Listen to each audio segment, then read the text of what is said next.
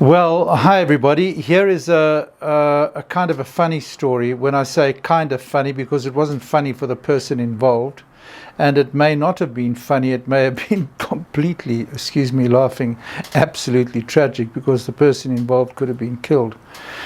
However, it turned out that everything worked out, and so therefore it became a very funny story involving a large black mamba. Now, there were lots of black mambas around, and we were in an area where there are just mambas all over the show. Perfect place for them. So where the staff lived was at the entrance gate to the farm. Their staff quarters were really nice stone-built accommodation rooms, with a shower and toilet and a place to make a fire, to grow some vegetables, keep some chickens, usual sort of thing.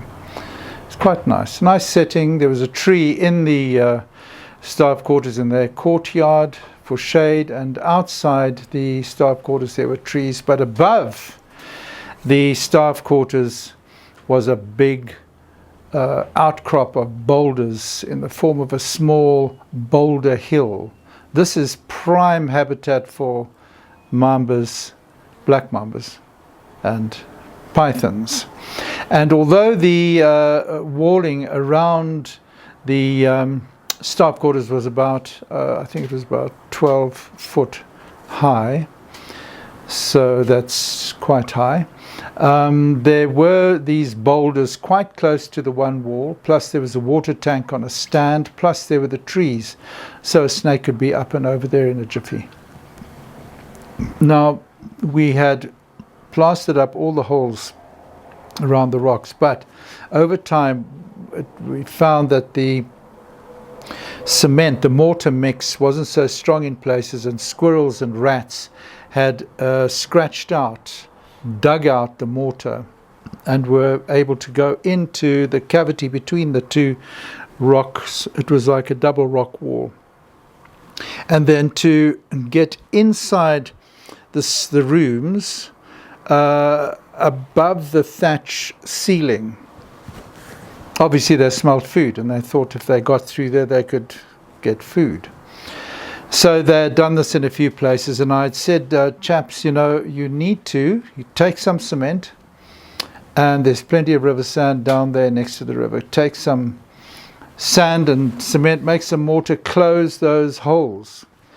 Because you know what's going to happen? Sooner or later, the snakes are going to start coming in there, and they're going to come into your room, and when they're on top of that thatch, they're going to want to come down if you're sleeping and still looking for the rodents that had made those holes, and you could find yourself in a spot of bother. Anyway, as things would be, they didn't close the holes. So the first close call was one of the ladies who used to come and work on occasions.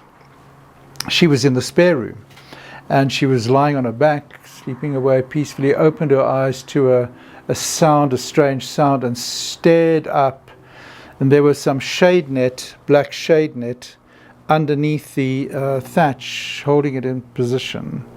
And there, curled up like a gigantic sausage, was a black mamba which had come in, couldn't find its way through the shade netting, gone through the thatch, and it was now curled up, and the bellies are sometimes a bluish white. And there it was, very distinctive, curled up there. And she went wild. She nearly broke the door off its hinges getting out of the room. And we had to, of course, go down and get the snake out, and so on and so forth. Still didn't close the holes. So one day it happened that one of the staff members' wife went to the bathroom. And she sat down. And she was doing what people do in a bathroom, toilet situation, when suddenly a rat fell from the thatched ceiling in one of the corners near the door, just fell to the ground. Well, this rat was now dead. Unbeknown to her, there was a mamba in the thatch ceiling had discovered a rat and had bitten this rat, and the rat had gone to a part of the shade netting, an area of shade netting, where it had either perished or been chewed away somewhat, and it lay there for a while, took its last breath, and lost its hold and fell to the ground, which is fine. Dead rat falls in front of you, you can deal with that. And I must tell you that this was not a large area. It was probably 3 by 2 meters, the floor area, and there was a window about 1.4 meters off the ground, which was not large. It was about 800 by 800 millimeters, not big, and it was a window that swung outwards and had an arm that you fixed. Then it would be at an angle like that. She was on the toilet, and the rat was on the floor. And the next thing, the mamba decided, couldn't wait for its meal. Human on the toilet or no human on the toilet, he's coming down to get his rat. So she gets alerted to this movement, the same hole the rat fell out of. And there comes a head followed by a body moving purposefully with conviction down the wall, and it was a very big snake. Now, they may not be good at identifying snakes, but they know what a mamba is. That is 100% for sure. If it's a mamba, they know that it is a mamba. And because they're so big, there's no mistaking it. You know, the average mamba can be 9 to 10 feet. So there it was coming down. She had no options because she couldn't fit in the toilet. And she was usually quite a sluggish person. When I say sluggish, she just was very slow in her actions, walked slowly, spoke slowly. And in fact, sometimes I feared she would fall asleep while she was walking and fall over. She was so slow and sluggish. So how she performed the next feat which she did, being of the nature that she was, is a mystery. But she projected herself like a missile from the toilet seat, hit the window, went through the window, and landed outside, and 1.4 meters down onto rock-hard ground is a long way to go, landed on her head, rolled, got up, shook herself off, no apparent injury, and then began to scream.